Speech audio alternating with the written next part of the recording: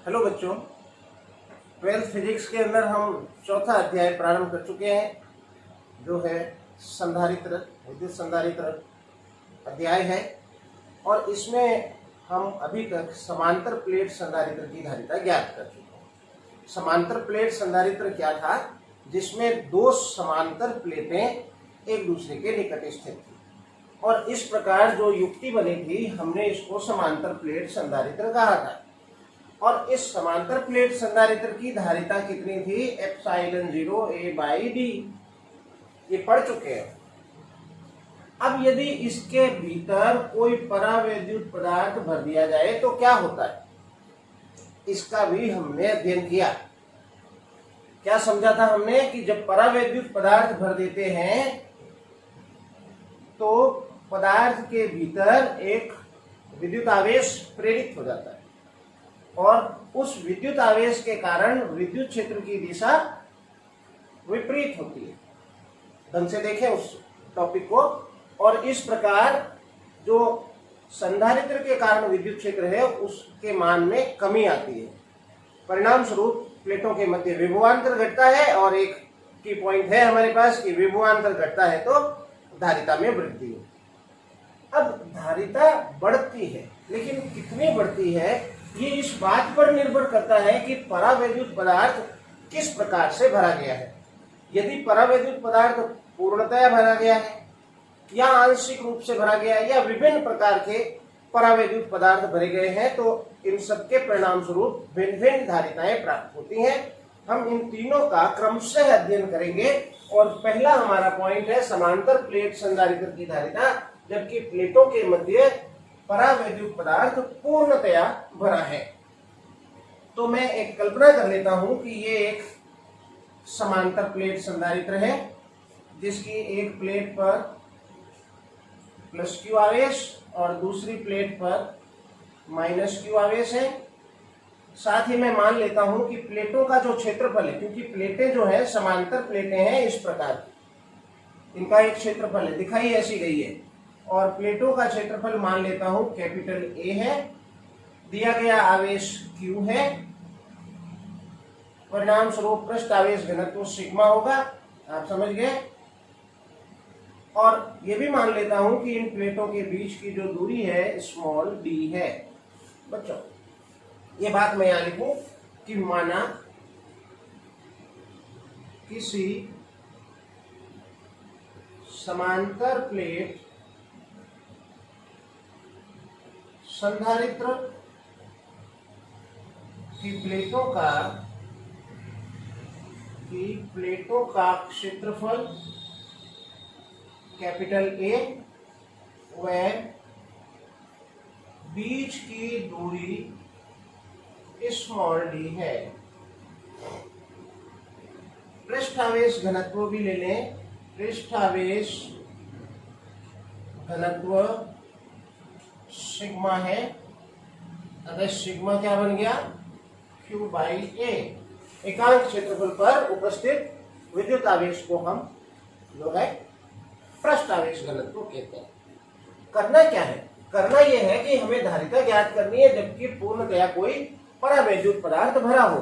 तो मैं यहाँ एक कल्पना कर लेता हूं कि पूर्णतया भरा है एक परावैद्युत पदार्थ, इस तरह से मैं ले लेता हूं, पूर्णतया भरा है। क्या होगा? होगा ये कि इसमें आवेश प्रेरित होगा, जो विपरीत दिशा में विद्युत क्षेत्र उत्पन्न करेगा, क्योंकि प्लेटों के कारण विद्युत क्षेत्र इस दिशा में। लेकिन इसके करने से विद्युत क्षेत्र और प्राप्त होगा, जिसकी दिशा इधर होगी तो वो उसको कम करेगा, यानी विद्युत क्षेत्र में कमी आएगी। कितनी विद्युत क्षेत्र में कमी आएगी वो हम देखते हैं। तो मैं लिखूं, माना प्लेटों के मध्य विद्युत क्षेत्र की तीव्रता, अब ये मानने की जरूरत नहीं है क्योंकि हमें ज्ञात है, हमें दिया हुआ है कि आवेश Q है, तो तीव्रता कितनी आएगी प्लेटों के मध्य? जो आई सिग्मा बाई एप्सिलॉन 0। हम जानते हैं संधारित्र की प्लेटों के किसी बीच के बिंदु पर यह तीव्रता होती है। और मैं यहाँ सिग्मा की वैल्यू अगर रख दूं तो या E0 बराबर Q बाई ए एप्सिलॉन 0। अब याद करें धारिता हमने समांतर प्लेट संधारित्र की कैसे ज्ञात करी थी जब ये नहीं भरा हुआ था। तो हमने तुरंत लिया था विभव V बराबर E डॉट डी, विभव बराबर तीव्रता इंटू दूरी।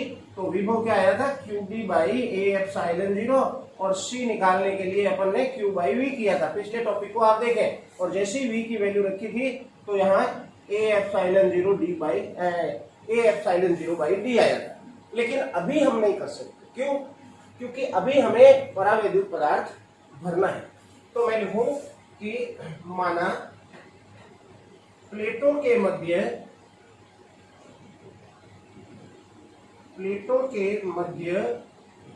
एप्सिलॉन आर परावैद्युतांक का कोई परावैद्युत पदार्थ भरा है, अतः तीव्रता कम होगी, तीव्रता बदल जाएगी। और आप ये बात जानते हैं कि तीव्रता जो होती है वो 1/एप्सिलॉन गुना हो जाती है। तो तीव्रता क्या हो जाएगी? E बराबर पहले थी Q बाई ए एप्सिलॉन 0। आप यहां से डायरेक्ट भी देख सकते हैं कि अगर माध्यम भरा जाए तो माध्यम का परावैद्युतांक लेना पड़ेगा और परावैद्युतांक एप्सिलॉन का मतलब होता है एप्सिलॉन 0 इंटू एप्सिलॉन आर। तो मैं एप्सिलॉन 0 इंटू एप्सिलॉन आर कर देता हूं। ये यहां पर तीव्रता आ जाएगी, यानी जो तीव्रता थी वो ई क्या थी? ई क्या थी? ई जो है हवा या निर्वात की तुलना में 1/एप्सिलॉन आर गुना हो जाती है, कम हो जाती है। अब ये तीव्रता आ गई, हमें धारिता निकालनी है, उसके लिए हमें विभव चाहिए और विभव हम तीव्रता इंटू दूरी से करेंगे जिसमें दूरी हमें ज्ञात है। तो मैं लिखूं अतः प्लेटों के मध्य विभवांतर, विभवांतर क्या आएगा? V बराबर तीव्रता इंटू दूरी और तीव्रता क्या है? Q by A epsilon 0 and epsilon r और बच्चों D। ये विभवांतर आ गए। अब हमारा टारगेट तो संधारित्र की धारिता ज्ञात करना है। तो मैं लिखूं अतः धारिता C बराबर Q बाई V, C बराबर Q by V and V is QD by A epsilon 0 and epsilon r. आप देखें Q से Q कैंसिल तो C बराबर एप्सिलॉन 0 ए बाई डी और एप्सिलॉन आर। तो आगे पीछे कहीं लगा देता हूं एप्सिलॉन आर, यानी ये समांतर प्लेट संधारित्र की धारिता होगी जबकि प्लेटों के मध्य कोई परावैद्युत पदार्थ पूर्णतया भर दिया जाए। क्या फर्क पड़ेगा? फर्क ये पड़ेगा कि जो धारिता है ये धारिता पहले समांतर प्लेट संधारित्र की धारिता इतनी थी, हमने ये जाना है। तो धारिता एप्सिलॉन आर गुना बढ़ गई क्योंकि ये जो है एप्सिलॉन 0 ए बाई डी जो है धारिता हवा या निर्वात में धारिता है, हवा या निर्वात में है।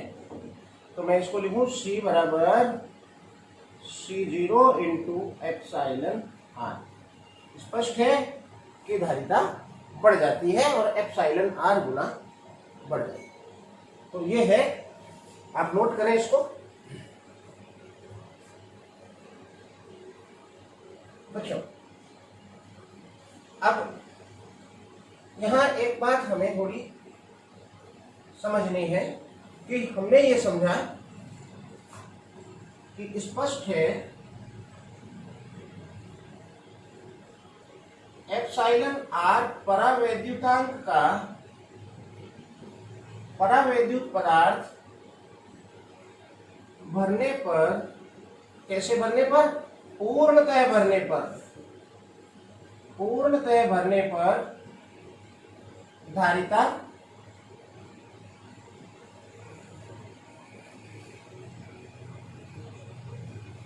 एप्सिलॉन आर गुना हो जाती है या बढ़ जाती है। अब एप्सिलॉन आर गुना धारिता बढ़ गई, तो ये जो नियम है हमने किसके लिए लिया है? समांतर प्लेट संधारित्र के लिए लिया है, लेकिन ये व्यापक रूप से सभी प्रकार के संधारित्रों के लिए लागू है। यह नियम सभी संधारित्रों के लिए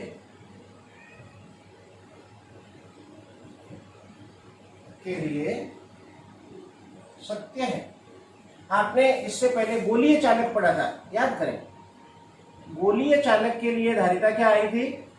C बराबर 4 पाई एप्सिलॉन 0 R, और कोई माध्यम होता तो कितनी आती? एप्सिलॉन R गुना, वही रिजल्ट आता। यहां देखें, हम इसको ऐसे भी लिख सकते हैं C बाई C0 बराबर एप्सिलॉन R। यहां हमें मौका मिला है इस एप्सिलॉन R को परिभाषित करने का। डेरिवेशन तो हो गया, लेकिन यहाँ एक छोटी सी चीज समझ रहे हैं कि एप्सिलॉन R जो अपेक्षित विद्युतशीलता है या जो परावैद्युतांक है, ये क्या है? हमने उसको बल के अनुपात में भी समझा था और माध्यम की विद्युतशीलताओं के अनुपात में भी समझा था, जिसमें हमने कहा था एप्सिलॉन R क्या है? माध्यम की विद्युतशीलता बटा हवायान निर्वात की विद्युतशीलता, यानी एप्सिलॉन बाई एप्सिलॉन 0। और हमने इसको बल के रूप में कैसे समझा था? हवा या निर्वात में दो आवेशों के बीच लगने वाला बल और किसी माध्यम में दो आवेशों के बीच लगने वाला बल। लेकिन यहां हम इसको परिभाषित कर सकते हैं कि किसी जो परावैद्युतांक है वो अनुपात है किसका? संधारित्र की प्लेटों के मध्य पूर्णतः भरे गए पदार्थ के कारण धारिता और हवा या निर्वात के कारण प्लेटों की धारिता का अनुपात जो है परावैद्युतांक कहलाता है। इस तरह से हम इसको परिभाषित भी कर सकते हैं। तो ये है टॉपिक, आप इसको नोट कर लो। चलते हैं अगले टॉपिक को। बच्चों, अब मैं लेता हूं नेक्स्ट, और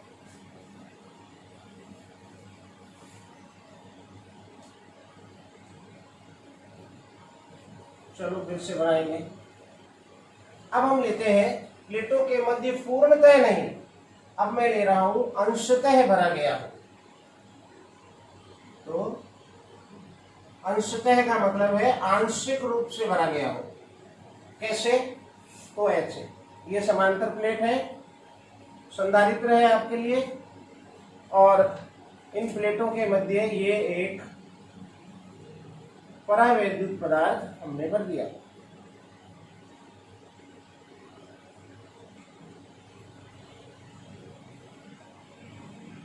लेकिन अब की हमने इसको पूर्णतः नहीं भरा। बाकी की बातें वही हैं।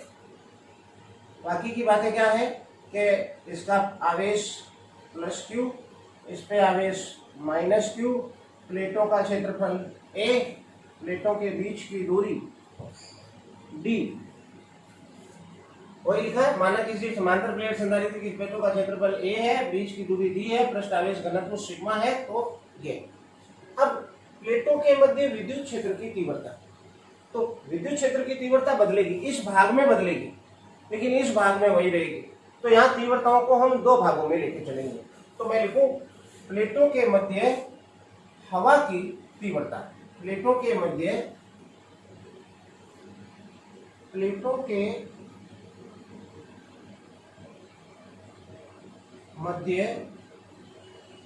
वायु भाग में जो तीव्रता आएगी वो तीव्रता तो वही रहेगी। तो वो तीव्रता क्या बनेगी? E0 बराबर सिग्मा बाई एप्सिलॉन 0, जो हम पढ़ चुके हैं वही चीज है, और सिग्मा की वैल्यू रखते ही बन गया Q बाई A एप्सिलॉन। ये तीव्रता पहले थी, मान लो ये नहीं लगा था तब ये तीव्रता थी। अब मैंने T मोटाई की एक प्लेट भर दी है। कैसी प्लेट लगाई है? परावैद्युत पदार्थ की, जिसकी परावैद्युतांक एप्सिलॉन R है। तो मैं यहां लिखूं कि लिखे माना, इसको भर रहे हैं, माना प्लेटों के मध्य टी मोटाई व एप्सिलॉन आर परावैद्युतांक की कोई पदार्थ भर दिया जाता है। अब ये टी मोटाई का भर दिया तो हवा का भाग जो है कम रहेगा। हवा का भाग कितना रह गया? अतः डी भाग में थी, टी भाग में भर दिया तो डी माइनस टी भाग में हवा या निर्वात, और इसलिए इस भाग में जहां हवा या निर्वात है तीव्रता ये रहेगी, परंतु जिस भाग में एप्सिलॉन आर परावैद्युतांक का पदार्थ भरा है वहां तीव्रता बदल जाएगी। हम तीव्रता पे क्यों बात कर रहे हैं? क्योंकि तीव्रता ज्ञात करके हम विभवांतर ज्ञात करेंगे और विभवांतर ज्ञात करके धारिता ज्ञात करेंगे। तो मैं लिखूं कि एप्सिलॉन आर परावैद्युतांक वाले भाग की तीव्रता कितनी होगी? तो इसको मैं E लिख देता हूं या E डैश कर दो, कुछ भी लिख दो। तो ये बन गया बच्चों, जो हवा या निर्वात में तीव्रता थी उसकी तुलना में एप्सिलॉन आर गुना कम हो जाएगी, और इस हवा या निर्वात की तीव्रता को हमने पहले ही ज्ञात कर रखा है, जिसको आप चाहो तो समीकरण 1 दे दो। अब तीव्रता हमारे को पता चल गया, यहाँ तीव्रता है E0, यहाँ तीव्रता रखी है हमने E1 कर देता हूं E1, और फिर इस भाग में तीव्रता है E0, मतलब जहां पदार्थ भरा है वहां E1 और शेष भाग में E0। हमें विभवांतर निकालना है, तो विभवांतर भी इन दोनों भागों में अलग अलग होगा। एक तो होगा हवा वाले भाग में, वायु वाले भाग में विभवांतर अलग निकलेगा, और जो परावैद्युत पदार्थ भरा है उसमें विभवांतर अलग निकलेगा। हालांकि सूत्र वही है, विभवांतर बराबर तीव्रता इंटू दूरी, इसलिए दूरी पर हम पहले ही फोकस कर चुके हैं। तो मैं लिखूं अतः प्लेटों के मध्य विभवांतर, तो वही बराबर क्या बनेगा? तीव्रता इंटू दूरी, सूत्र वही है।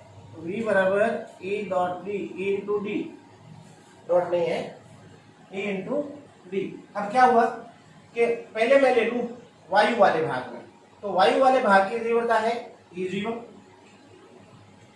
और वायु वाले भाग की मोटाई है D माइनस टी। भर दिया जाए तो D माइनस टी में हवा या निर्वात है, तो इसको मैं लिखूंगा D माइनस टी प्लस, ये वायु वाला भाग है, और अब हवा या ये जो वायु वाला भाग है अब है परावैद्युत माध्यम वाला भाग। तो परावैद्युत माध्यम में जो तीव्रता थी हमारे पास, दैट इज हमने E1 माना है, और उस भाग की मोटाई हमने कितनी ली है? T ली, और यहाँ E1 की वैल्यू क्या है?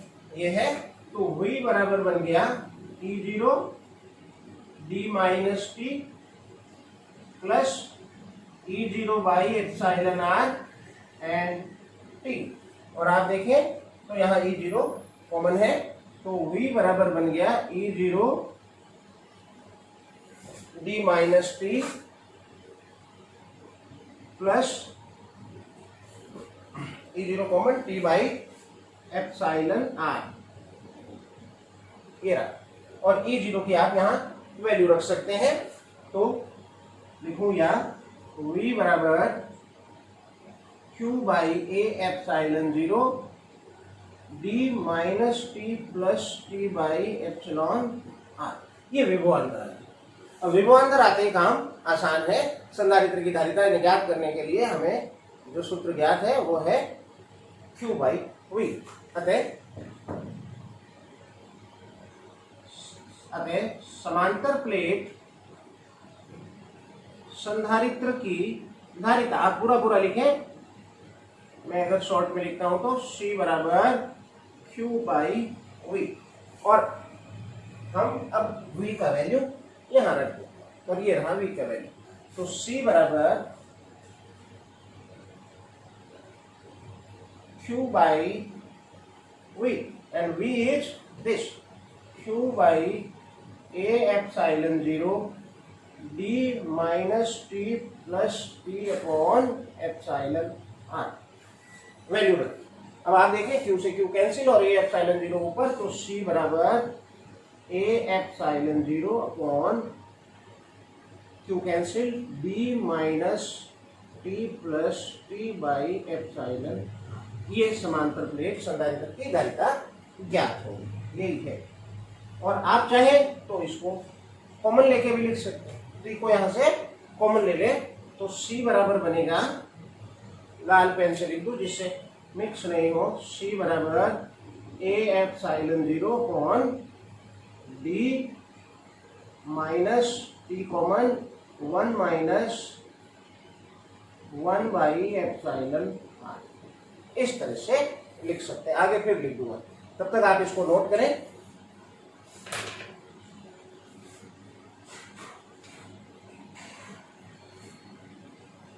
चलिए बच्चों,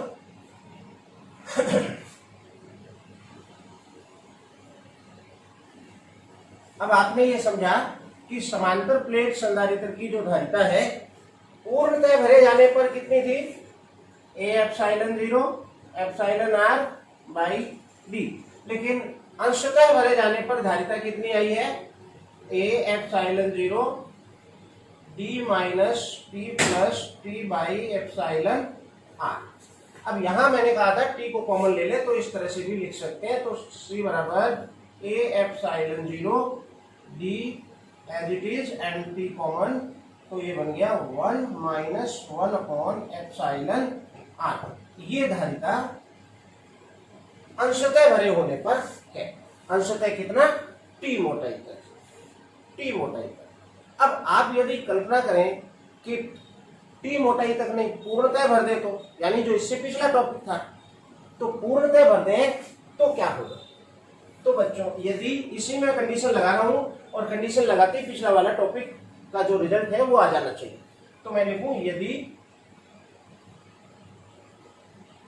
पूर्णतः भरा हो क्या, एप्सिलॉन r परावैद्युतांक का परावैद्युत पदार्थ, इतना लिख नहीं रहे, पूर्णतः भरा हो तो क्या होगा, तो d माइनस टी की वैल्यू जो है यहां लिख दूं, तो d माइनस टी की वैल्यू क्या होगी, 0 हो जाएगी, जहां वायु या निर्वात था, तो d माइनस टी जो यहां आ रहा है इसकी वैल्यू 0 हो जाएगी, तो ये रह जाएगा, ठीक है। तो क्या बन जाएगा, C बराबर ए एप्सिलॉन 0, ये वैल्यू 0, तो ये t बाई एप्सिलॉन r, और एप्सिलॉन r क्या हो गया, ऊपर आ गया। अब आप कहेंगे इसमें तो d है, इसमें t आया है, तो हमने ये बता दिया आपको कि d और t बराबर है, क्योंकि d माइनस टी बराबर 0 है, तो d बराबर t है, तो इसको आप ऐसे लिख सकते हैं, ए epsilon 0 epsilon r by d। अब हम यदि कहें कि पदार्थ नहीं भरा है और नहीं भरा है, तो आप इस t को 0 कर दें। तो मैं दूसरी कंडीशन लेता हूं, यदि परावैद्युत पदार्थ नहीं भरा हो, नहीं भरा हो तो हमें पता है धारिता कितनी होती है, एप्सिलॉन 0 ए बाई डी, ये तो कल ही याद कर चुके हैं हम। तो यहाँ पर नहीं भरा हो का मतलब हो जाएगा t बराबर हमें 0 करना है, तो यहाँ आप t बराबर 0 कर दें दोनों में, तो वही आ जाएगा, तो क्या आ जाएगा, तो C बराबर एप्सिलॉन 0 ए बाई डी। ये है बच्चों रिजल्ट जो कि आप जानते हैं, यही होना चाहिए और यही होना चाहिए, आप नोट करें। चलते हैं अगले टॉपिक।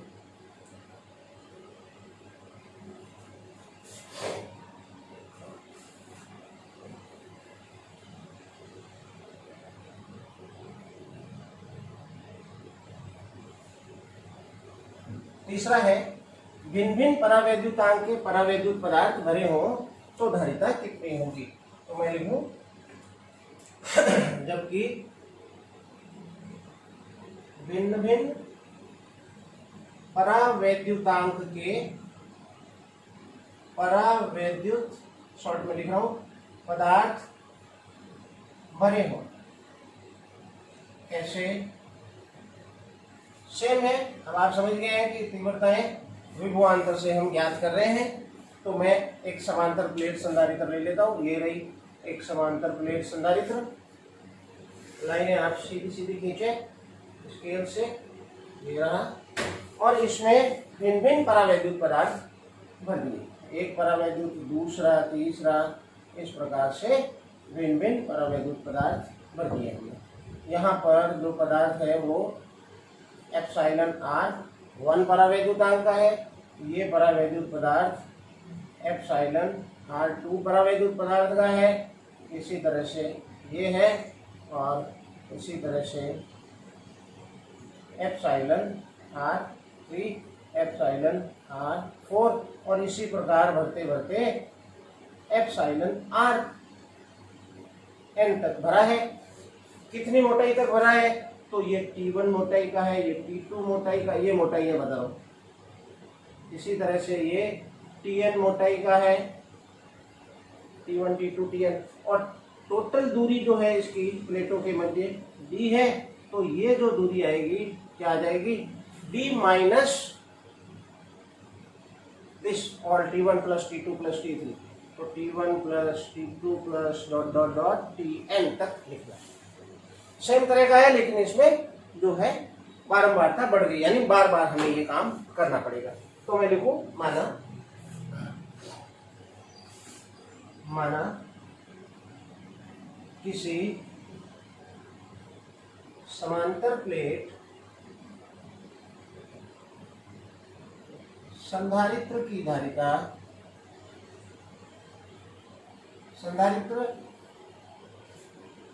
संधारित्र की प्लेटों का क्षेत्रफल कैपिटल ए में बीच की दूरी स्मॉल डी है,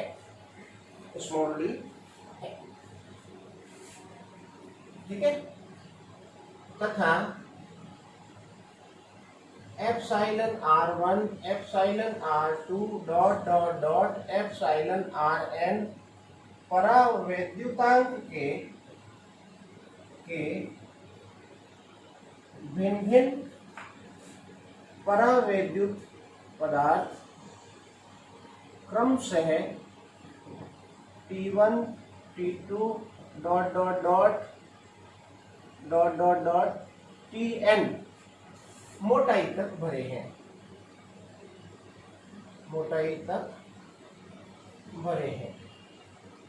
तथा उसके बाद भी कुछ स्थान खाली रह गया जहां हवा या निर्वात है। तथा किस भाग में? डी, तो टोटल मोटाई थी जिसमें से T1, T2 तक आपने T1 plus T2 plus dotted Tn तक भर दिए, तो शेष बच गया यहाँ इस भाग में क्या है? हवा या निर्वात है, तथा इस मोटाई में हवा या निर्वात है, जिसे मैं हवा वाला भाग कहूंगा। अब हवा वाले भाग में यहाँ पर जो परावैद्युतांक है वो वायु है, तो यहाँ पर परावैद्युतांक क्या लेंगे? एप्सिलॉन 0 लेंगे। तो जहां वायु है वहां तो हमें पता है तीव्रता कितनी होगी, तो मैं लिखूं वायु भाग में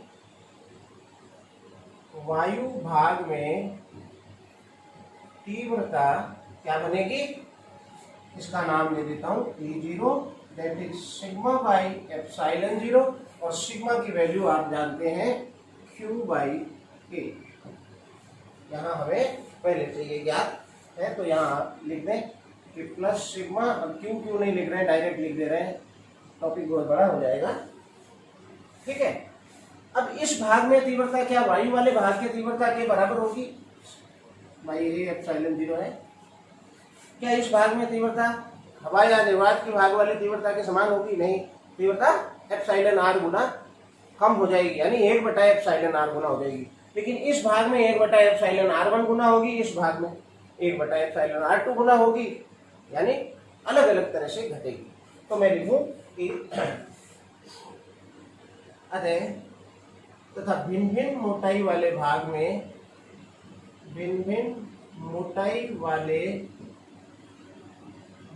में तीव्रता कितनी आएगी? पहली एप्सिलॉन r1 परावैद्युत पदार्थ के भाग में तीव्रता को मैं नाम दे देता हूं E1।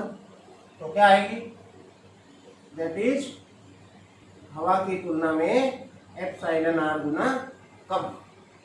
दूसरे भाग में क्या आएगी, E2, इधर ले लूं, भाग में तीव्रता E2 बराबर E0 बाई एप्सिलॉन r2 दूसरे में। तीसरे में R3। इसी प्रकार En वाले भाग में क्या आएगी, मतलब जहां एप्सिलॉन r परावैद्युतांक का पदार्थ भरा है वहां तीव्रता क्या आएगी, En, that is E0 by epsilon rn। अब हमें भिन्न भिन्न भागों की तीव्रता ज्ञात हो गई। तीव्रता ज्ञात होने पर हम विभवांतर ज्ञात करके जो है धारिता ज्ञात कर लेते हैं। और विभवांतर ज्ञात करने का क्या तरीका है, तीव्रता इंटू दूरी। तो मैं लिखूंगा यहाँ, अतः प्लेटों के मध्य विभवांतर बराबर, सूत्र वही है, तीव्रता इंटू दूरी, जो हम पिछले अध्याय में सीख चुके हैं। अब आपको थोड़ा सावधान रहना है, क्योंकि भिन्न भिन्न भागों में तीव्रताएं भिन्न भिन्न है, तो उनसे संबंधित तीव्रताओं से संबंधित दूरियां ही गुणा करनी है। तो पहले मैं ले लेता हूं v बराबर, पहले आप कहें तो हवा या निर्वात वाले भाग की ले लूं, तो वहां वायु वाला भाग है, वहां तीव्रता है E0 और दूरी है d माइनस, ये लिखी हुई थी, T1 plus T2 plus dotted Tn। ये वायु वाले भाग की है। अब पहले भाग की, तो पहले भाग की तीव्रता कितनी है, तीव्रता है एप्सिलॉन r1 परावैद्युतांक वाले की तीव्रता है E1, जिसे हमने लिखा है E0 बाई एप्सिलॉन r1। तो आप कहें तो मैं डायरेक्ट लिख दूं यहाँ E0 बाई एप्सिलॉन r1 और इंटू दूरी, तो दूरी है इसकी T1 प्लस, दूसरे भाग में आए तीव्रता इंटू दूरी करें तो दूसरे भाग की तीव्रता कितनी है, 0 बाई एप्सिलॉन r2 और दूरी कितनी है, दूरी है इसकी T2 plus dot dot dot, और अंतिम भाग की हम ले लेते हैं, जगह कम पड़ेगी यहाँ, तो अंतिम भाग की तीव्रता है E0 by epsilon rn into दूरी है Tn। ये हमें विभवांतर प्लेटों के मध्य ज्ञात हो गया, और इसको सीधे Q बाई V करके हम धारिता ज्ञात कर सकते हैं। पर उससे पहले मैं यहाँ गौर से देखें, थोड़ा सरल हो जाएगा। E0 कॉमन है तो मैं कॉमन बाहर निकाल लूँ, V बराबर E0 टेकन आउटसाइड, तो it is D minus T1 plus T2 plus dotted Tn और प्लस, अब आप देखेंगे T1 बाई एप्सिलॉन r1 रह गया, तो T1 by epsilon r1, T2 by epsilon r2 plus dotted Tn by epsilon rn, यहाँ रह गया बच्चों। अब आप इस E0 की चाहे तो वैल्यू पुट कर सकते हैं, और E0 की वैल्यू ये है, तो मैं रखूं, एक लाइन और बढ़ेगी, या V बराबर Q बाई A एप्सिलॉन 0, ये तीव्रता की वैल्यू रख दी, और बाकी वाला ब्रैकेट एज इट इज यहाँ आप लिख लें। बच्चों चलें आगे, नोट कर ले पहले।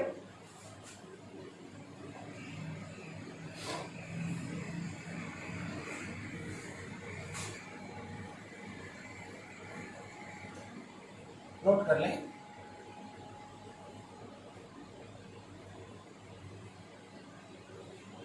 हम जानते हैं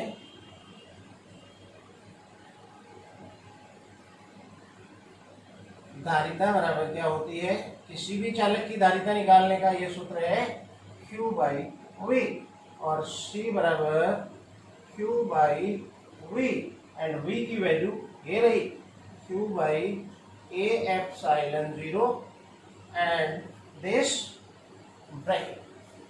पूरा लिखे, ऐसे ही नहीं छोड़ दें, Q से Q कैंसिल, तो C बराबर A epsilon 0 by this bracket, और इस टाइम में ब्रैकेट रख देता हूं, तो d minus T1 plus T2 plus dot dot Tn plus T1 by epsilon R2 T2 by epsilon R2 plus फिर dot dot Tn by epsilon Rn। ये है इसकी धारिता ज्ञात कंप्लीट। यानी भिन्न भिन्न परावैद्युतांक के पदार्थ भरे हो तो धारिता इस तरह से ज्ञात की जाएगी। अब एक ही भरा हो, जो कि हमने पहले लिया था, तो एक ही भरा हो तो ये वैल्यू आ जाएगी, ये आएगा, ये आएगा, ये हट जाएंगे, ये आएगा और बाकी हट जाएंगे और सारा डेरिवेशन वो ही रह जाएगा। यदि वायु वाला भाग ना हो तो वायु वाला भाग ना हो तो ये पद 0 हो जाएगा। यानी संपूर्ण में भरा हो, यहाँ एक कंडीशन लगा सकते हैं क्योंकि हमने यहाँ छोड़ी है, तो मैं लिख देता हूं,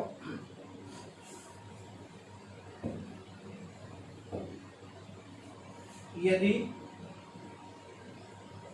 वायु भाग ना हो तो क्या होगा, तो d minus T1 plus T2 plus जो डॉटेड Tn वाले भाग में हवा या निर्वात थी वो भाग क्या हो जाएगा, 0 हो जाएगा।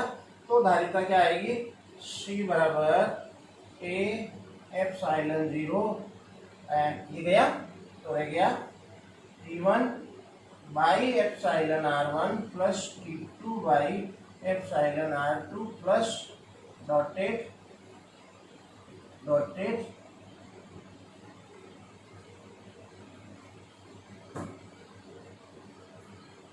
Tn by epsilon Rn। अब इसमें वायु वाला भाग नहीं है, ये भाग नहीं है।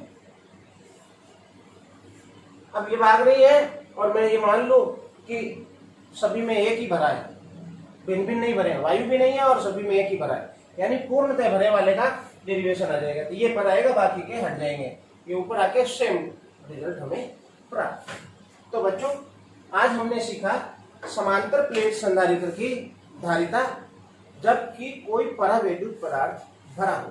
किस प्रकार से भरा हो, पूर्णतः भरा हो, अंशतः भरा हो। अंशतः का मतलब है एक ही परावैद्युत पदार्थ भरा हो और कुछ भाग में वायु छूटी हुई, और भिन्न भिन्न परावैद्युतांक वाले भिन्न भिन्न परावैद्युत पदार्थ भरे हो तो धारिता किस प्रकार से ज्ञात की जाती है। आज के वीडियो में इतना ही। अगले वीडियो में मैं फिर आपसे मिलूंगा नेक्स्ट टॉपिक लेके, जो कि है गोलीय चालक की धारिता। वीडियो पसंद आया हो तो सब्सक्राइब कीजिए और शेयर भी कीजिए। मिलते हैं अगले वीडियो में। Thank you.